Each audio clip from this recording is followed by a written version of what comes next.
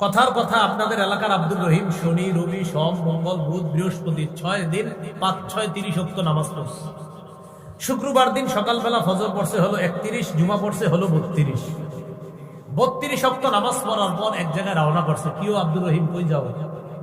তো বলতেছে আল্লাহর ওলির কবর জিয়ারত করতে যাও। মাশাআল্লাহ, যাও। তো আল্লাহর ওলির কবর জিয়ারত করা ভালো কাজ, মাশাআল্লাহ। আল্লাহর ওলির কবর জিয়ারত করছে, করার পর এবার আল্লাহর ওলিরে বলতেছে, বাবা আমার তো এই ঝামেলা, আপনি আমার এই ঝামেলাগুলা দূর করে দেন। সূরা জুমারের 65 নম্বর আয়াতে আল্লাহ নবীকে কি বলে দিতেন?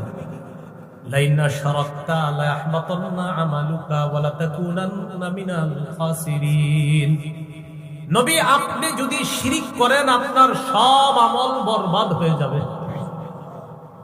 নবী, আপনি যদি শিরিক করেন আপনার আমলনামা বরবাদ। কোন নবী শিরিক করবে এই কথা আমরা কল্পনা করতে পারি না, কিন্তু আল্লাহ ধমকটা কারে দিচ্ছে নবীকে? নবী, আপনি শিরিক করেন আপনার আমল বরবাদ। আচ্ছা, নবীর মাধ্যমে তো আল্লাহ আমাদেরকে বুঝাইতেছে, দেখো উম্মত, একজন নবীরে আমি বললাম, ও নবী, আপনি শিরিক করলে আমলনামা বরবাদ। কোন নবী? শ্রেষ্ঠ নবী, আমাদের নবীকে বলতেছে আপনি শিরিক করলে আমল সব বরবাদ। আমার আপনার কি অবস্থা?